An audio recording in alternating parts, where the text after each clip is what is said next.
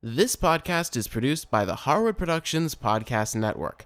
To learn more about the network and to find more of our shows, visit us online at www.harwoodpodcast.com.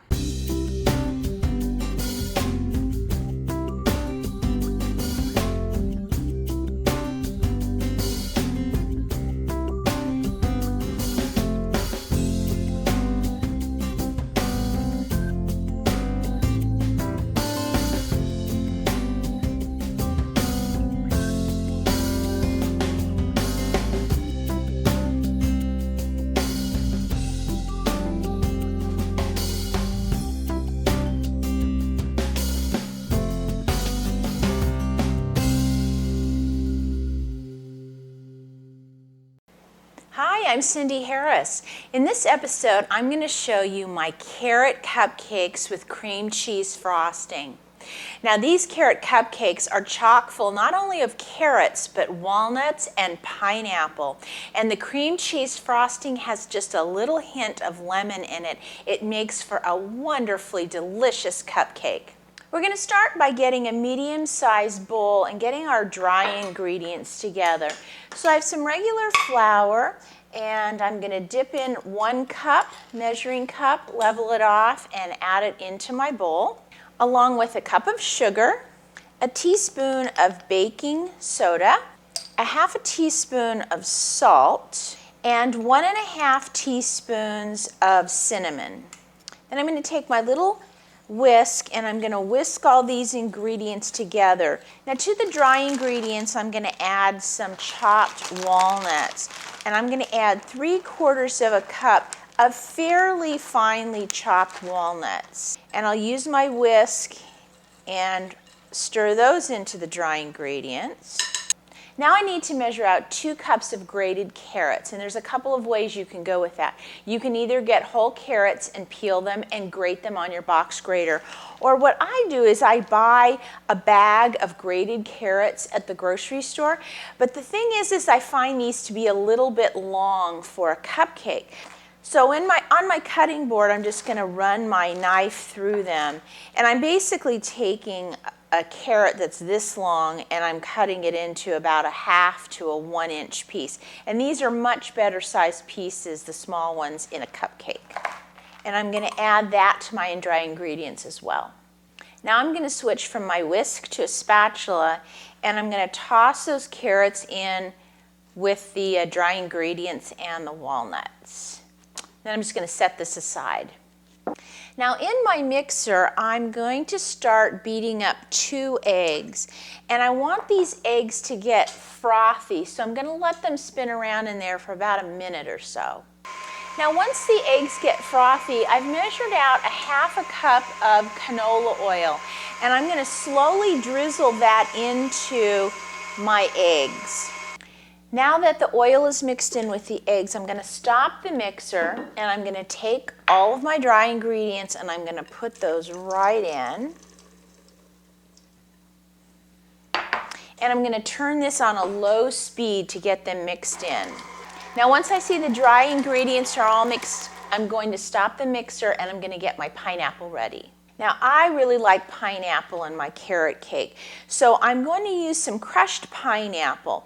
Now crushed pineapple is always stored in juice, and we don't want that juice in our batter because it will make it too runny. So what I'm doing is I take little spoonfuls of the pineapple and I put it through a little strainer like this, and I press down, and that gets the juice out. Then I can take that nice and sort of dried pineapple and start adding it into my 1 cup measuring cup. Now with the mixer off, I'm going to add my pineapple and just turn that on for a few seconds just till it gets mixed through. And that's about it. Now I have a 12-cup muffin pan, and I'm going to line this with some cupcake liners.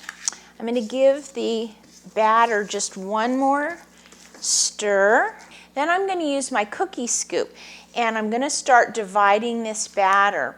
Now it's real important that we get batter in all 12 of the muffin tins. So I'm starting by taking a little scoop in each of the tins. And then once I have a little bit in each of the wells, then I'll go back and top the rest of them off. Now if you find you have any drips like I have here and here, before you put these in the oven, make sure to take a paper towel and dab those off. Now I've preheated my oven to 350 degrees and I'm going to put these in and bake them for about 18 minutes, and then I'm going to test them with a toothpick and make sure that they're baked through. Now I actually let these go a little bit longer than 18 minutes today. They wanted to take about 22 minutes. So that's fine, but I always want to make sure and test it with my toothpick, and that comes out totally clear. Now I'm going to let these sit in the pan for about 5 minutes. Now we need to get our cupcakes out of the pan onto the cooling rack so that they can cool the rest of the way before we frost them. Now if you find that the cupcakes have kind of risen and are welded to the side of the pan, just take a little paring knife, run it along the edge, and then with your fork you can pop the cake right out and set it on the cooling rack. Now just a suggestion, when you're using your paring knife, just use the tip of it to run along the edge. You don't have to go very far down because of course that's where the paper liner is. Now I'm going to let these cupcakes sit out here on the rack for about an hour. They need to be totally cool all the way through before we can frost them. Now we're going to make our cream cheese frosting. So for this, I need to measure out 4 ounces of cream cheese. Now to the cream cheese, I have 2 tablespoons of butter, and I'm going to cut that into some little cubes, and I'm going to let this start creaming together. Now after a minute or so, I'm going to use my spatula and scrape this down a little bit because I want to make sure that that butter and that cream cheese really do mix together. Now this is my secret ingredient with this cream cheese frosting. It's 1/4 teaspoon of lemon extract. I'm also going to add 1/2 teaspoon of vanilla. And I'm going to let that whisk together. And the very last thing is 1 cup of powdered sugar. Now I'm not going to sift it or anything. That's why I use the whisk attachment, because it takes care of all of that for me. So I'm just going to measure that out. I've stopped the mixer and I'm going to put the powdered sugar in, and I'm going to let this whisk for about another minute or so.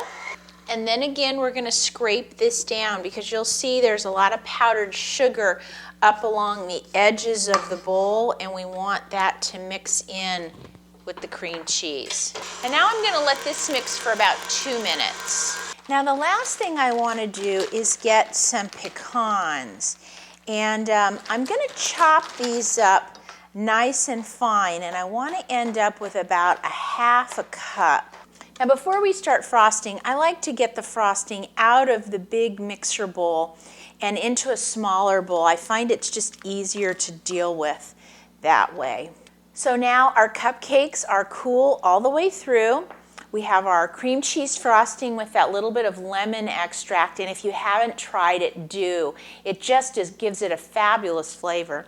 And then I have my chopped pecans, which I'm going to put on top.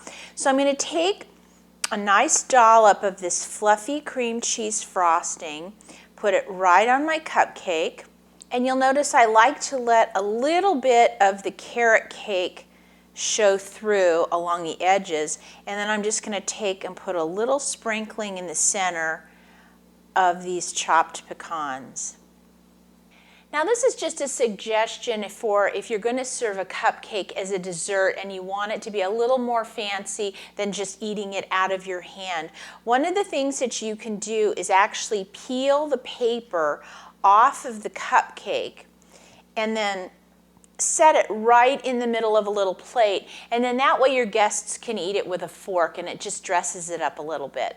And now the other thing I wanted to mention is if you have cupcakes left over, you can freeze them. You can go ahead and frost them and put the nuts on them. Then just put them on a tray and put them straight into the freezer. Don't cover them or anything, and let them freeze overnight. Then the next day what you can do is take each little frozen cupcake and wrap it in some plastic wrap, and then put it into a freezer bag or container and put it back in the freezer. And then that way you can always have a fresh carrot cupcake whenever you want one. Now, if you'd like to try these carrot cupcakes at home, just go to our website and go to the Cupcake show notes, and I'll have the recipe there for you. And as always, if you have any questions, please send me an email. I'll see you next time.